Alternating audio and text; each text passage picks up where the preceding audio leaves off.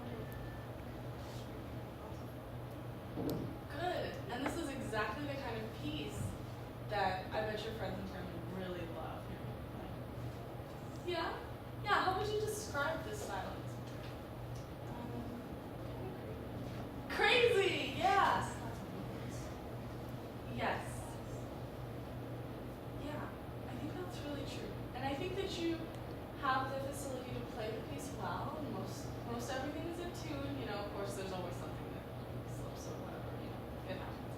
But what I want to see is a little bit more of that crazy.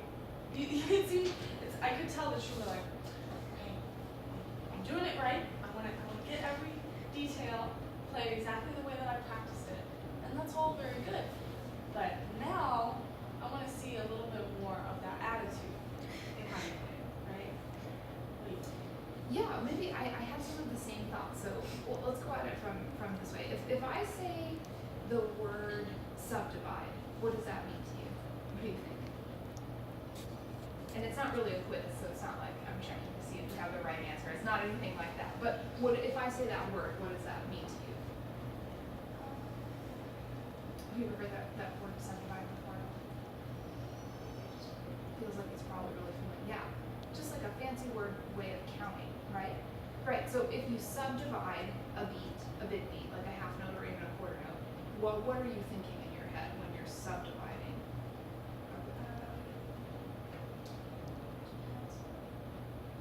Yeah, good. But usually you're thinking smaller units, right? Yeah. So if I say that word to you, subdivide, does it have like a meaning that you're like, oh, that means I have to count, I have to be right, and to play in tune, I have to play in rhythm? Is that what that kind of word means to you?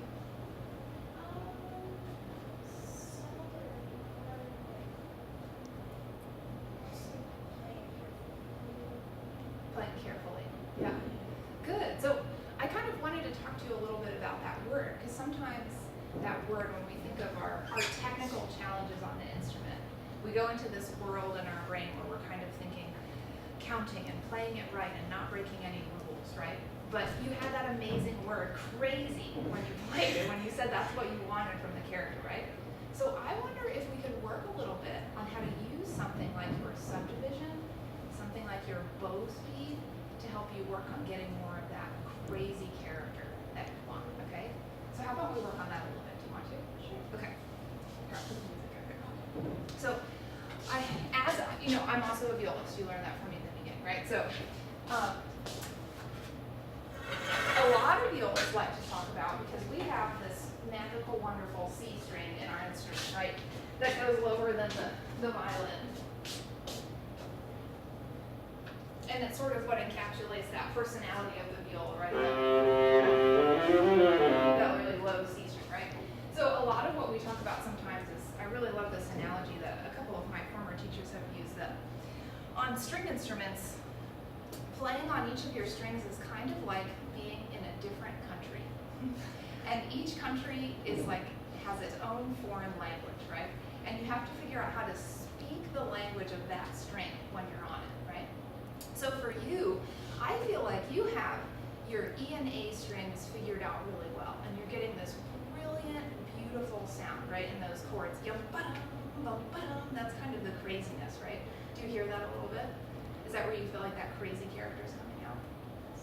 Yeah, so what do you think? There's that at the beginning, but are there other parts in the piece that have a contrasting character besides that kind of crazy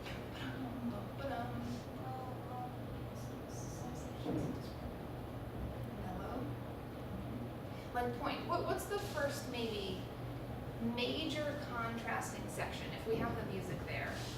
Where's the point where you feel like the character kind of really changes, like we're in a different world all of a sudden? Maybe not so much crazy anymore, but something different.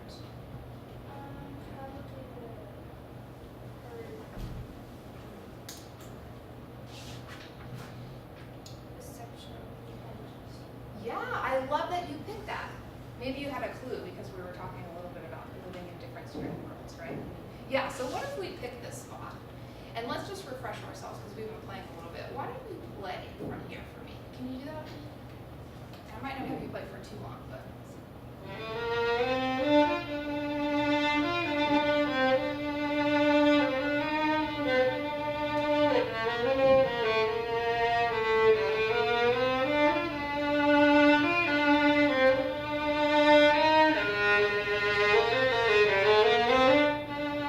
Yeah, good. So this is a little bit different from that craziness at the beginning, right? So if you could think of a different word to describe this section, what might you think? What might you call this?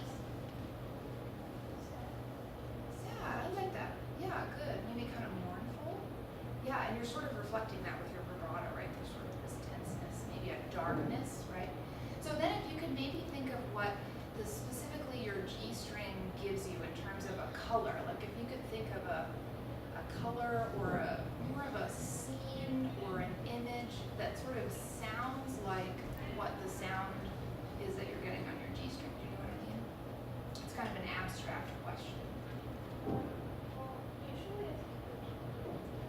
Dark, maybe blue, yeah. And I like that word kind of darkness, right? So now we're setting up this contrast between the brilliance of the beginning section, the brightness of it, and then the contrast of this kind of darker character, right?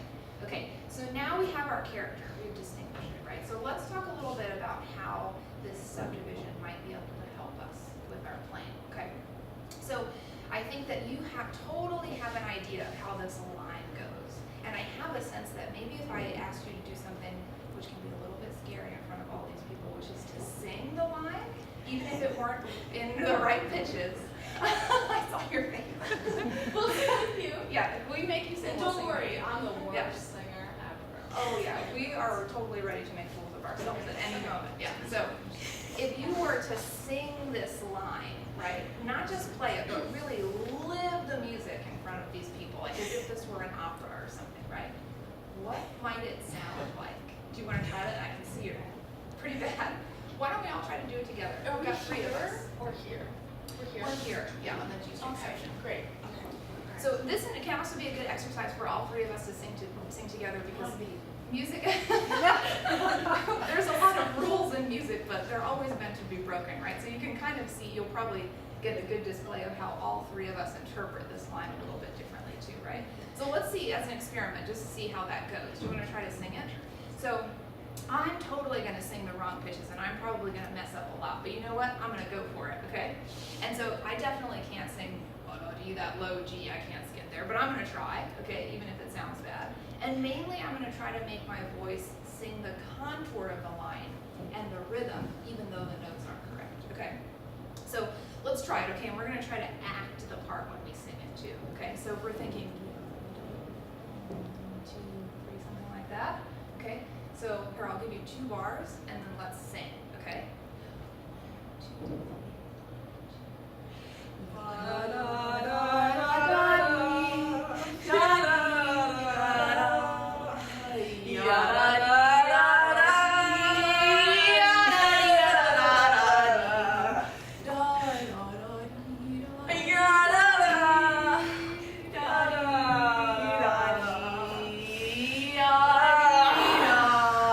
Oh, were you singing with us? You were. It was pretty close. I could hear you very teeny tiny as if you were way off in the distance. We were pretty goofy though, right? Yeah. Yeah. What did you think about our gestures and our actions? Did they tell you anything about how we felt about this song? Like, how did you think? It's pretty different, right? Yeah. I was frustrated, I think. I was like, ugh! Yeah. Mournful, frustrated, maybe something sad just happened in my life and I'm whining about it.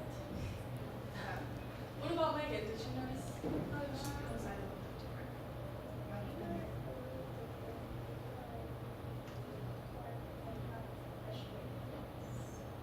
More sad, more kind of maybe intimately mournful or something. Yeah. Okay, good. So I wanted you to hear us sing it. And I'll maybe do it for you one more time because this is good that you get to hear how music can be different, right? And it's all about how you hear it and produce it from inside yourself, right? As if your violin is really just like an external part of your voice, basically. So for now and forever, you can always think of even just your bow. It's like that's your singing voice that you get right now, okay? And actually, some of what you're doing with your subdivisions inside your head can help make that singing quality in your playing come out more obviously, okay? So I promise there's a point to all of this, right? Craziness that we're making you do. So can we try one more time to just sing a little bit? And this time I'm gonna sing I'm gonna sing like a mezzo forte, but I want you to sing a forte, even though the piece is still mezzo. Can we try it? Let's give it our best try. Let's give it our best try. Okay, ready? Let's try. Ready? 1, 2, 3.